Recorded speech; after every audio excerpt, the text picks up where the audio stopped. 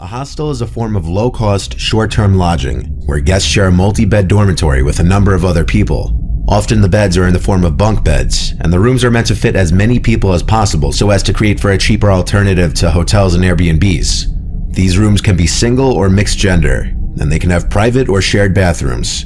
Hostels are a common go-to for solo travelers who aren't looking to spend a lot of money on a hotel, or for people who only really plan on using the place to sleep and not really hang out. The 3 stories you're about to hear were recounted by solo travelers who stayed in hostels and had not so great experiences with the people they were sharing their rooms with.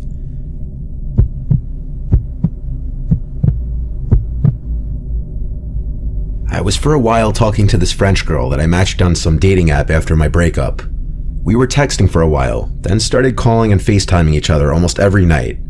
We connected really well, but she came from a strict family who she still lived with. So when the idea of me visiting her came up, she made it clear she wouldn't be able to host me, and when I asked if she'd want to share a hotel room together, she said not the first couple nights after we met just because her parents would have a freak out. So since I was only 23 and my pockets weren't stuffed, I booked a stay at a hostel not far from her in Paris. I downloaded a couple movies to watch on the 7-hour flight since I already knew I wouldn't be able to sleep.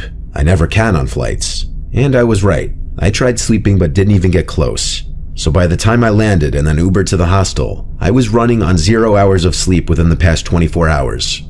I was exhausted. Due to the 6-hour time difference, it was also like 3 in the morning, so at least that meant I could just go crash in the bed in the hostel and I wouldn't be jet lagged the next day. I arrived to the hostel, which admittedly wasn't the nicest place ever. It was small. There was a certain odor to the lobby, and the front desk worker wasn't too enthusiastic about his job. But it was 3 a.m. after all, so I had to cut him some slack. I walked to the room I'd be staying in, and there were 6 beds, 5 of them empty, but one had a guy sitting on it. He was on his laptop, typing away at something. He looked up at me, then back down at his laptop. I said hey, but he didn't respond back. He seemed invested in what he was doing, so I just laid down in one of the empty beds.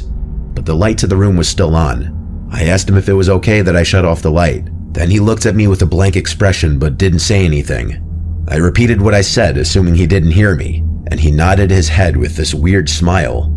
So I got up and turned off the lights to the room. I passed out pretty quickly due to my lack of sleep, but surprisingly, I woke up a couple hours later. The room was still dark, but I didn't know for sure what woke me up. I rolled over to my side and looked around the room. It was almost pitch black, but I could see that all the beds were empty. All of them. Where was the other guy that was there earlier? The 2 bunk beds next to me were empty, top and bottom, but I knew something had to have woken me up. I looked on my phone and it was 5 in the morning.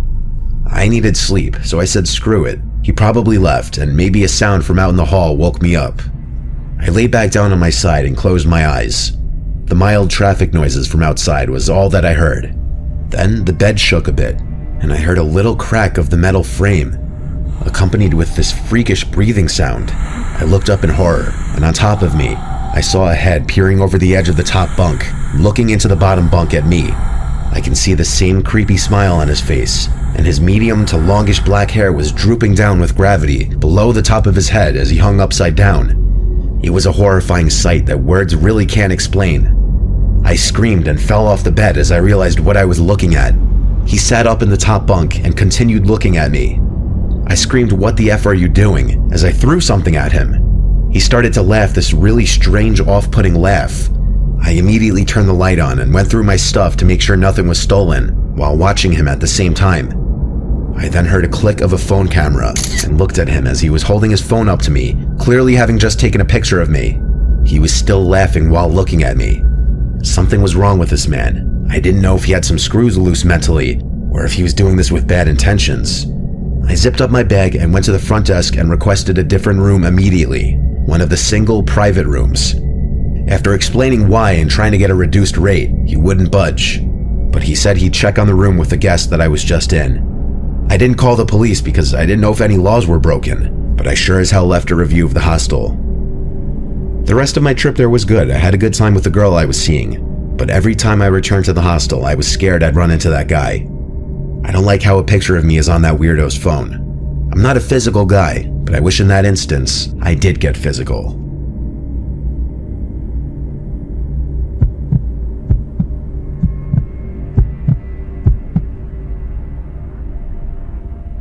I'm a solo traveler. I've stayed in countless hostels as a means of saving money, while also meeting new interesting people. I've stayed in a total of about 20 hostels in my life, and 90% of the time I've had good experiences. My first truly awful experience, though, was at a place called Freedom Traveler Hostel. And before I begin, I want to note that my horrible experience wasn't the complete fault of the hostel itself.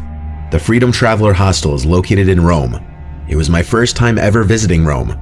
I was completely inexperienced to the landscape and relied heavily on Google Maps and locals. In fact, even finding the hostel itself proved challenging as there were no signs for the place outside. But once I found the place, I let myself in through the big brown doors and was greeted by a nice woman working the front counter. I had already booked a stay in one of the 4-person rooms.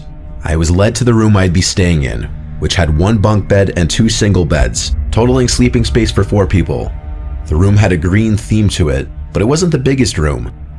The worker told me there weren't many people staying in the hostel at the moment, which I didn't really have a problem with if it would mean I would have more privacy in the room. The woman had a smile on her face the entire time, and I appreciated her help. She showed me where I could store my luggage, which was actually just some shed in the back garden area. I wasn't impressed nor confident with it, so I decided I'd leave my luggage in the room, especially since I didn't bring anything too valuable.